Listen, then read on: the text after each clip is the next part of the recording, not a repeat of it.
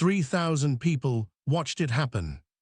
Not one of them realized they were about to witness a lesson that would echo through martial arts history for nearly half a century. A young champion thought he was calling out an aging movie star. 3 minutes later, he would discover he had challenged something entirely different. And the most frightening part, the older man never looked angry. Long Beach Arena vibrated with noise. The heavyweight finals of the International Karate Championships had drawn competitors, instructors, champions, and fans from across the world. Every seat seemed occupied. Every aisle was crowded. The air smelled of sweat, canvas, camera equipment, and anticipation. This was not merely another tournament. This was sacred ground. Legends had fought here. Careers had been built here. Reputations had been destroyed here. And on this particular afternoon, history was quietly sitting in the front row. His name was Chuck Norris, 40 years old, six-time world champion, retired from competition for 6 years. His glory days should have been behind him. At least that was what many people believed. Chuck sat quietly in a navy sport coat and gray slacks. No championship belt, no entourage, no attempt to draw attention. His hands rested calmly in his lap. When tournament officials had announced his presence earlier that afternoon, the crowd erupted. Thousands applauded. Some stood. Others pointed toward the front row. The applause rolled through the arena like thunder. Chuck simply nodded once. Nothing more. No wave. No speech. No smile for the cameras. Just a single nod. Then silence. Veteran fighters noticed. The younger competitors didn't. The younger ones were too busy watching the heavyweight bracket. Too busy watching a man who looked unstoppable. His name was Dolph Lundgren. At 22 years old, he looked less like a karate competitor and more like something carved from stone. 6 feet 5 inches tall, 245 pounds, broad shoulders, powerful legs, a frame built for violence, golden hair, ice blue eyes, the reigning European Kyokushin champion. For 2 years nobody had defeated him in full contact competition. Nobody. Every opponent who entered the ring against him eventually learned the same lesson.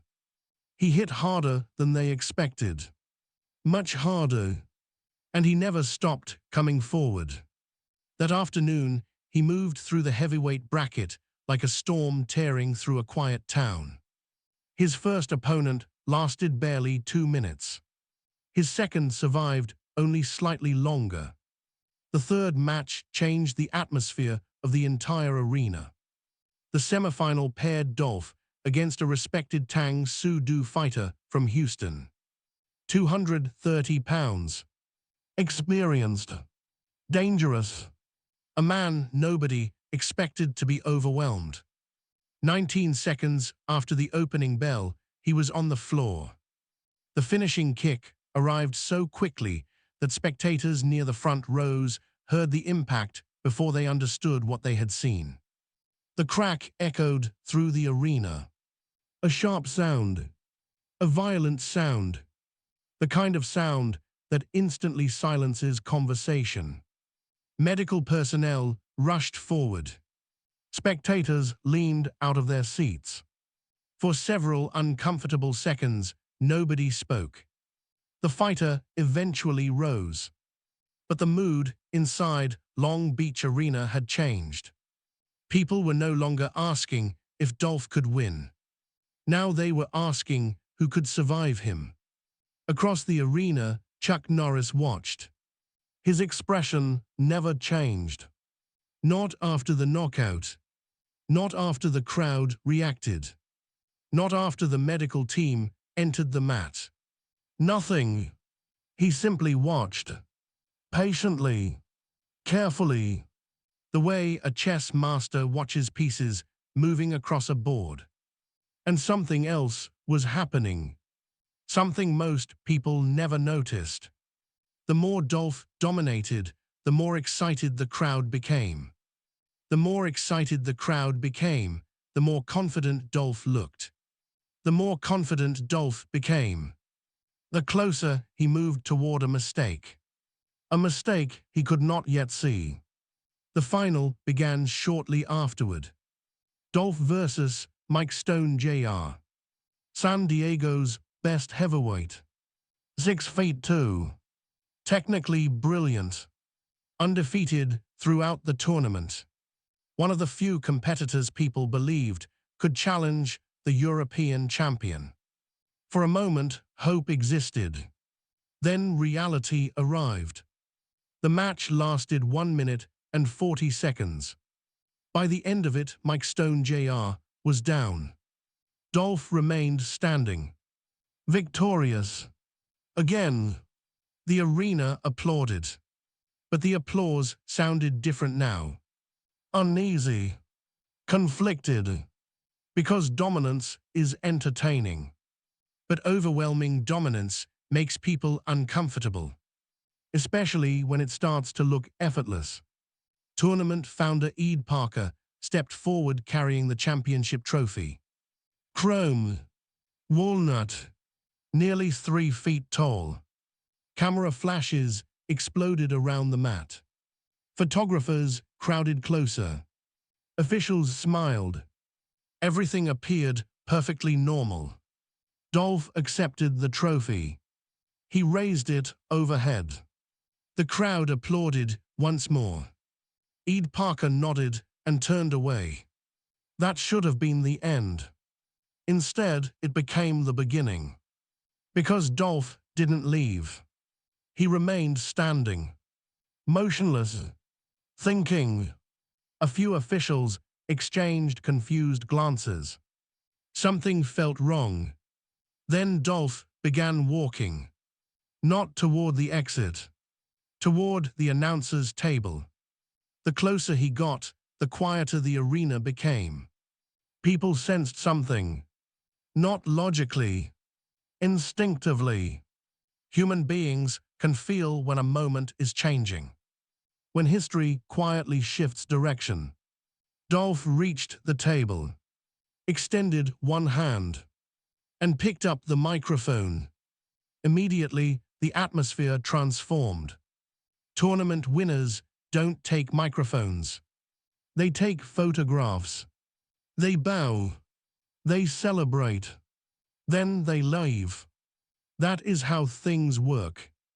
The moment Dolph lifted the microphone, every experienced person in the building knew the script had just been abandoned. 3,000 eyes followed him. 3,000 voices fell silent. Dolph brought the microphone to his mouth. At first, everything sounded normal. He thanked the organizers. He thanked the Swedish Karate Federation. He thanked the officials. He thanked the audience. The crowd relaxed. Perhaps this was simply an emotional victory speech.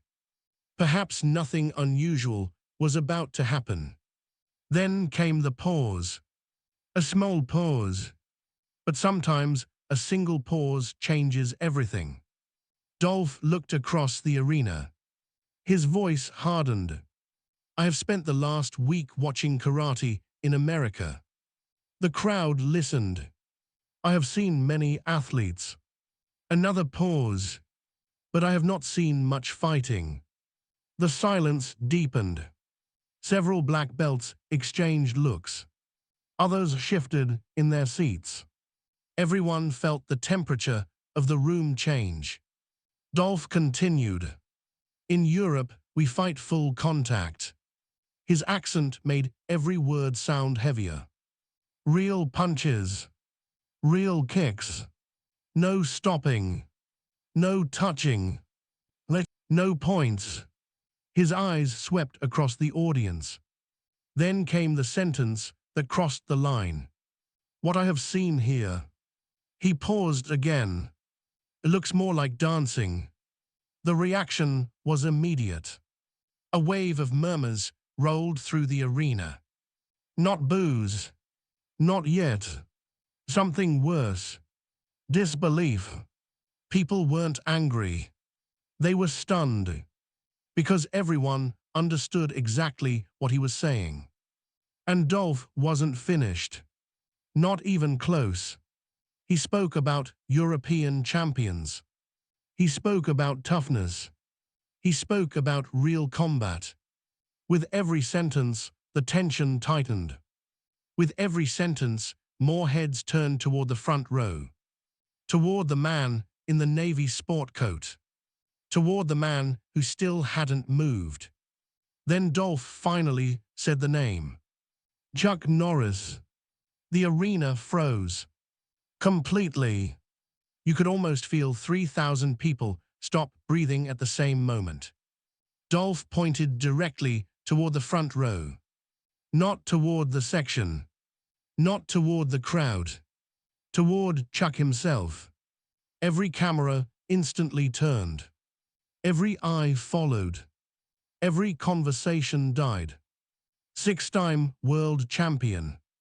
The words echoed through the speakers. Dolph's voice carried confidence. Youth. Certainty. The dangerous certainty that comes from never being forced to doubt yourself.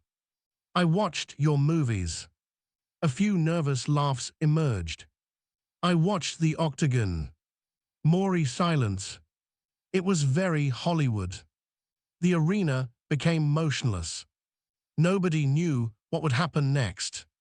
But everyone knew they were already beyond the point of return. Then Dolph delivered the challenge. The challenge that would become legend. Chuck Norris. His finger remained pointed. You are here. He tapped his chest. I am here. He lifted the trophy. I am 22 years old. European champion. Full contact. The arena felt electric. A storm waiting for lightning. Then came the sentence nobody would forget. I don't think one round is too much for you. A collective gasp swept through the building. Dolph took one final step forward. His eyes locked onto Chuck. And he said the words that changed everything. I'll give you 3 minutes. The arena became perfectly silent. Come down here. Another pause. Show these 3,000 people what American karate really is. Silence. Absolute silence. Every person in Long Beach Arena turned toward the front row. Toward the man in the navy sport coat. Toward the legend. Toward Chuck Norris. And for the first time that afternoon, Chuck began to move. The instant Chuck Norris rose from his seat, Long Beach Arena stopped feeling like a tournament. It felt like history. 3,000 people exploded into noise. Then, almost immediately, the noise died again. Because excitement had been replaced by something stronger. Anticipation. Nobody wanted to miss a single second. Not a movement. Not a glance. Not a breath. Across the arena, dozens of competitors stood from their seats. Black belts abandoned conversations mid-sentence. Coaches stopped talking. Referees stopped pretending to organize paperwork. Everyone was watching one man. Chuck stepped toward the barrier, separating the audience from the competition floor. His face remained calm. No anger. No embarrassment. No visible emotion whatsoever. That was what made the moment so unsettling. A younger man might have looked offended. A proud man might have looked insulted. A hot-headed man might have rushed forward. Chuck looked like a man getting up to take a walk. Nothing more. And somehow that was far more intimidating. Dolph watched from the center of the mat. His chest rose and fell steadily. He looked confident. victorious, certain. The confidence of a fighter who had knocked out 3 opponents in a single afternoon. The confidence of a man who had never been taught the difference between winning fights and understanding them. Chuck stepped over the barrier. The arena fell silent again. A strange silence. Heavy, dense, the kind that presses against your ears. The kind people remember decades later. Every footstep seemed louder than it should have. Every movement appeared sharper, more important. Chuck walked across the competition floor. No hurry, no hesitation, no drama. Just a steady walk toward the center of the mat. Toward a man 20 years younger. 7 inches taller. Nearly 40 pounds heavier. A man who looked physically superior in almost every measurable category. Yet the closer Chuck came, the more uncertain the arena felt. Because something wasn't adding up. Dolph looked like the dangerous one. Yet nobody could shake the feeling that he wasn't. Chuck reached the edge of the mat. A tournament official approached nervously. Chuck slipped off his navy sport coat. Folded it carefully. Once. No wasted movement. No rushing. He handed it over. Underneath was a plain white t-shirt. No logo. No championship branding. Nothing. Just white cotton. The simplicity somehow made him look even more dangerous. He removed his shoes, placed them beside the official, then stepped barefoot onto the mat. The crowd watched every movement.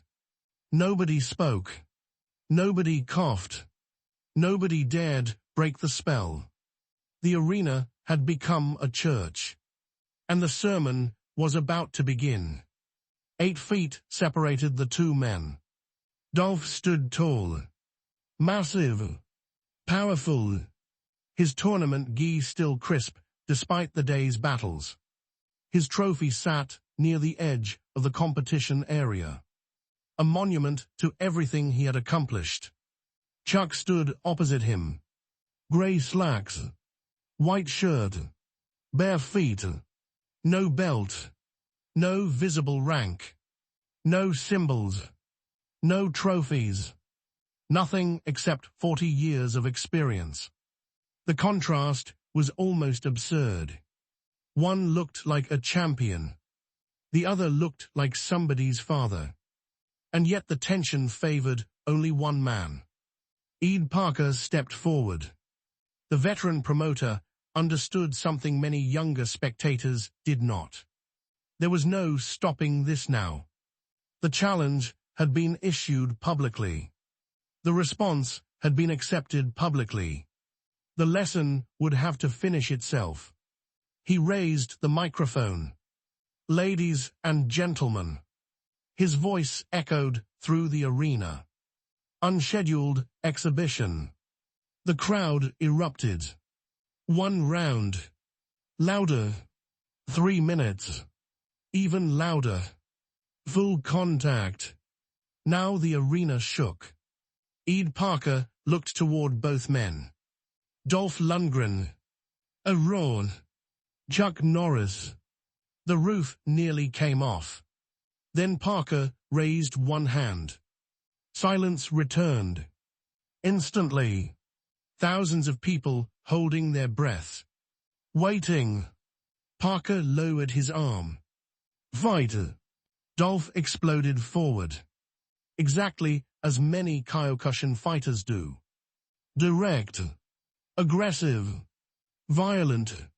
No hesitation. His front kick launched toward Chuck's midsection with frightening speed. The same kick that had devastated opponents all afternoon. The same kick that had terrified half the bracket. The same kick that had helped build his reputation. It never landed. Because Chuck was gone. A ripple moved through the crowd. Not because Chuck moved fast. Because he moved early. There is a difference. Fast movement impresses people. Early movement confuses them.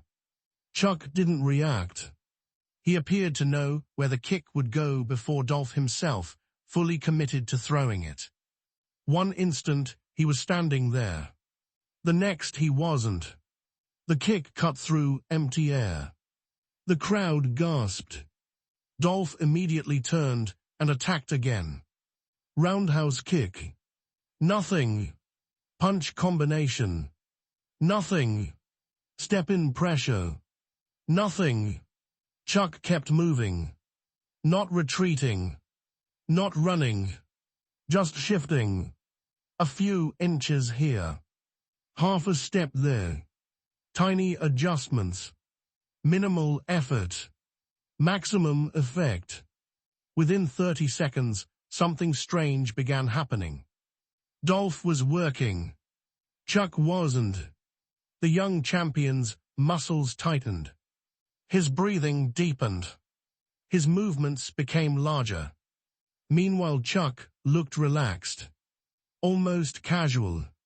As though he were observing rather than participating. The judges noticed first. Then the coaches. Then the experienced fighters. They began realizing what was actually happening. This wasn't a fight. Not yet. It was an examination.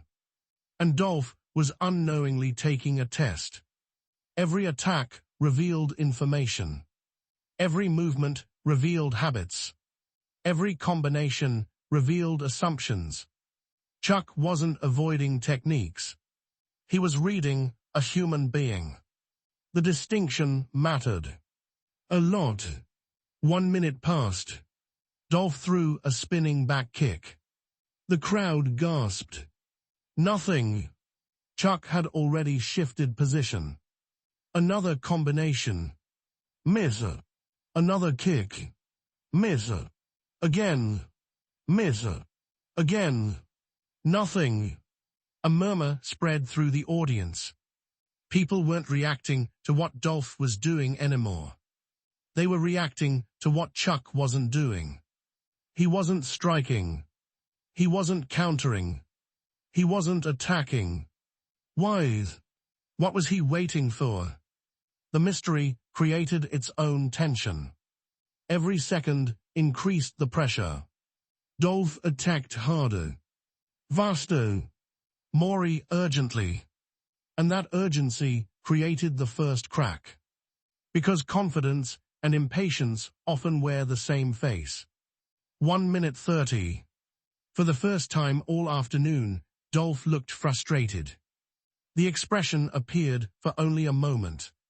A brief tightening around the eyes.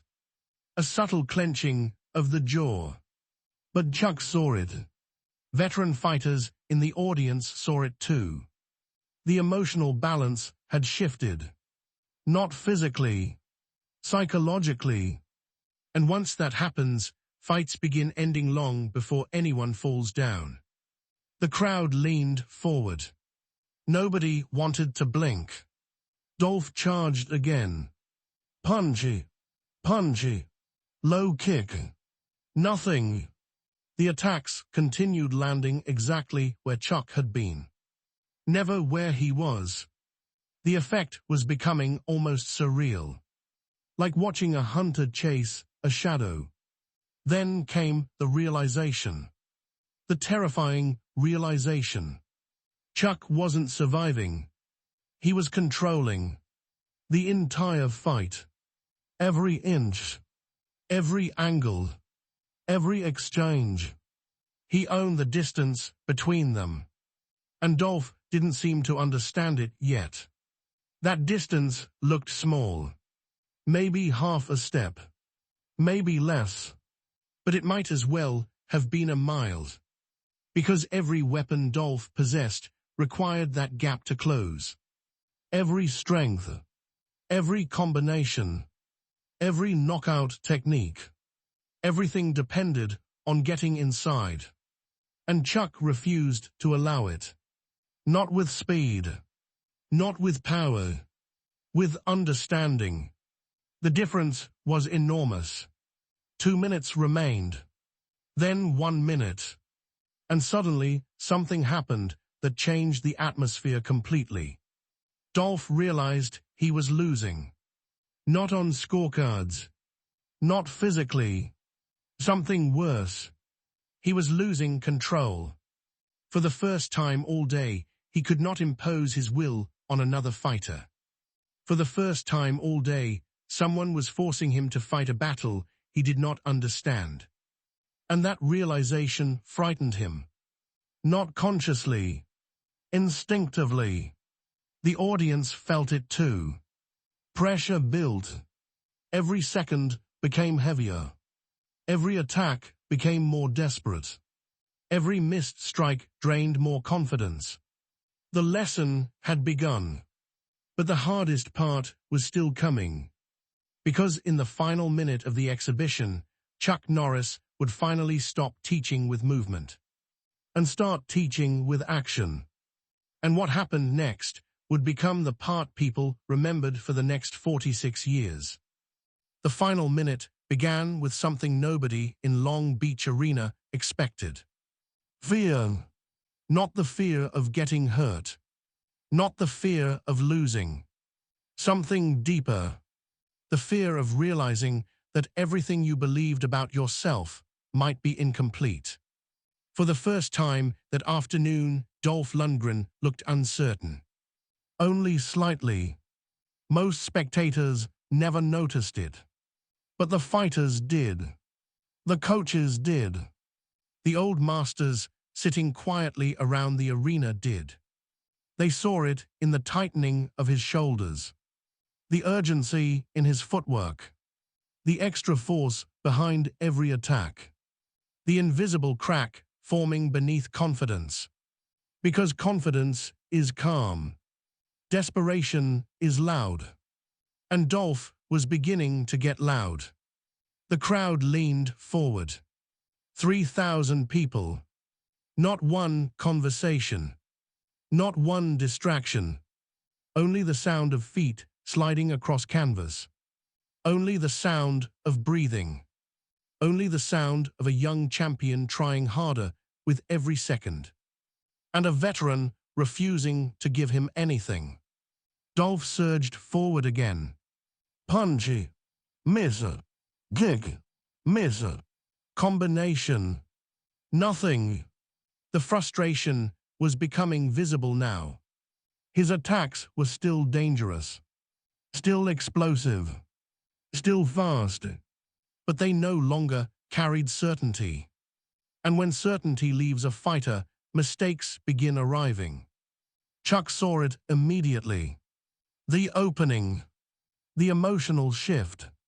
The tiny fracture in rhythm. A younger fighter might have attacked.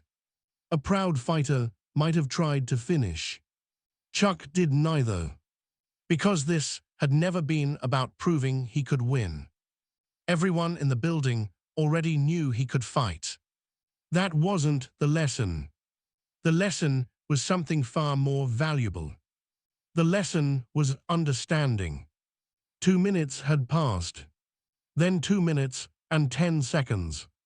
Then 15. Then 20. The clock kept moving. The pressure kept building. Dolph attacked again. Harder than before. This time he committed fully.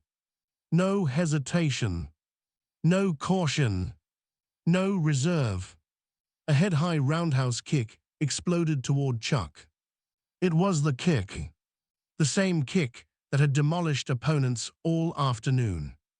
The same kick that had ended the semifinal. The same kick everyone had been waiting to see. The crowd gasped. The kick came fast. Very fast. But Chuck didn't retreat.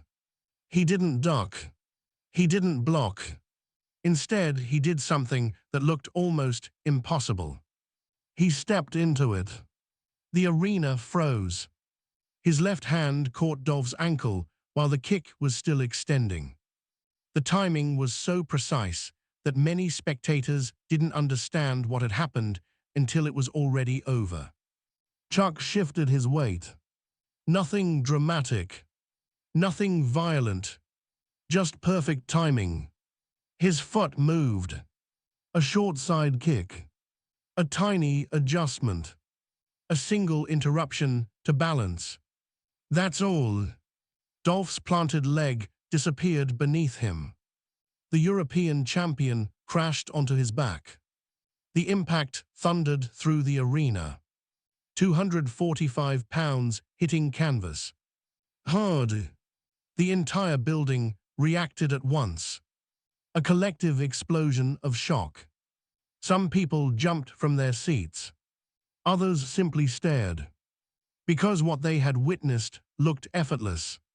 Not powerful. Effortless. And somehow that made it even more impressive. Chuck didn't celebrate. Didn't pose. Didn't raise his hands. Didn't even look excited. He simply stepped backward. Hands relaxed at his sides. Waiting. Almost inviting Dolph to continue. The crowd began to understand. This wasn't domination. It was education. Dolph rose quickly. Pride demanded it. His face had changed. The certainty was gone now. Not completely, but enough. The arena could see it. The undefeated champion was beginning to understand he had entered a fight he couldn't solve with strength. And that realization was eating at him. The final 30 seconds approached. The atmosphere became electric. Every person in the arena sensed something important was about to happen. Dolph charged forward once more. Anger driving him now. Emotion. Urgency. He threw a right hand. Chuck slipped it. A left hook. Chuck slipped that too. A knee strike followed. For the first time in the entire exhibition, Chuck met force with force. Their knees collided. The crack echoed through the building. A sharp, violent sound. Dolph staggered backward one step. Only one. But it felt significant. Because for the first time all afternoon, he looked human. Not invincible. Not unstoppable. Human. The clock ticked down. 20 seconds. 19. 18. And then Chuck finally decided the lesson was complete. For nearly 3 minutes, he had avoided attacking. For nearly 3 minutes, he had allowed the younger man to reveal himself. Now he offered a final demonstration. One technique. One moment. One memory that would remain alive for decades. Chuck shifted his weight. The movement was subtle. So subtle that many spectators missed it. But every experienced martial artist in the building saw it instantly. The side kick. His signature weapon. The technique that had helped make him world champion. The technique thousands had studied. The technique that generations would attempt to imitate. It launched. Vast. Direct. Perfect. The crowd inhaled. Dolph stepped forward at exactly the wrong moment. The kick touched his chest. Not smashed. Not blasted. Touched. Because Chuck pulled it. Everyone could see it. He intentionally reduced the force. He chose control over damage. But timing is sometimes more powerful than impact. Dolph's momentum continued forward. The angle changed. His balance disappeared. His center of gravity shifted beyond recovery. And suddenly, the giant was falling. Not from violence, from geometry. Not from force, from understanding. 245 pounds dropped onto one knee. The arena exploded. People leapt from their seats. Referees stared. Judges forgot their score sheets. For a brief instant, nobody could believe what they had witnessed. A man wearing grey slacks and a white t-shirt had spent 3 minutes dismantling one of the most feared fighters in Europe without trying to hurt him. And somehow that made the lesson even louder. Dolph remained on one knee, breathing hard, looking up, and what he saw changed everything. Chuck wasn't standing over him, wasn't celebrating, wasn't mocking him, wasn't demanding respect. He had already turned away, already begun walking back toward the center of the mat, as though the result had never mattered, as though teaching the lesson mattered more. Then the bell rang. 3 minutes. The exhibition was over. Silence fell across Long Beach Arena. A profound silence, the kind that exists only when people know they have witnessed something rare. Chuck turned back, walked toward Dolph, and extended his hand. No hesitation, no arrogance, just a hand, an invitation. Dolph stared at it for a moment, then accepted. Chuck pulled him to his feet. The crowd watched. 3,000 people. Not a single sound. The moment felt bigger than fighting, bigger than winning, bigger than losing. It felt like a passing of something invisible. Respect, wisdom, perspective. The referee stood close enough to hear what happened next. Nobody else was. Chuck leaned forward slightly, spoke quietly, only a few words. Words that would remain private. Years later, Dolph would describe the meaning, though never the exact sentence. The message was simple. You are already great. You will become even greater. But greatness begins when you stop looking at yourself and start truly seeing the person standing across from you. Dolph never forgot it. Not once. Chuck nodded, picked up his sport coat, collected his shoes, and walked away, barefoot, exactly as he had arrived. No victory speech, no interview, no celebration, no explanation, just silence. Behind him, 3,000 people slowly rose to their feet. Then the applause began. Not cheering, not screaming. Applause. The pure kind. The kind given to teachers. The kind earned through mastery. The sound followed Chuck all the way across the arena floor. Followed him to the tunnel. Followed him until he disappeared from sight. Yet the story wasn't over. Not even close. Because the true ending would take 46 years to arrive. Dolph returned to Europe. He defended championships, built a reputation, eventually left competition. Life carried him forward. He became a bodyguard, a scholar, an actor. Then the world met him as Dolph Lundgren in Rocky IV. Millions knew his face. Millions knew his name. But very few knew about Long Beach. Very few knew about the 3 minutes that had reshaped how he understood martial arts.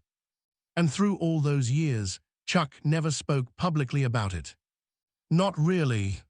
When people asked, he smiled, called Dolph a fine fighter, then changed the subject. Nothing more. Because some lessons don't need advertising. The lesson itself is enough. Then came March 2026, the day the martial arts world lost Chuck Norris. Tributes arrived from everywhere. Actors, champions, politicians, friends, students. But one tribute stood apart. It came from Dolph, now 68 years old. No longer the fearless 22-year-old who had once held a microphone and believed he knew everything. He wrote the message himself. Every word.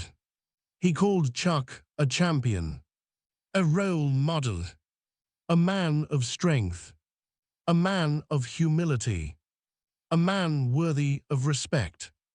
And at the end, he called him something even more meaningful. A friend. Most readers saw only a tribute, but those who understood the story saw something else.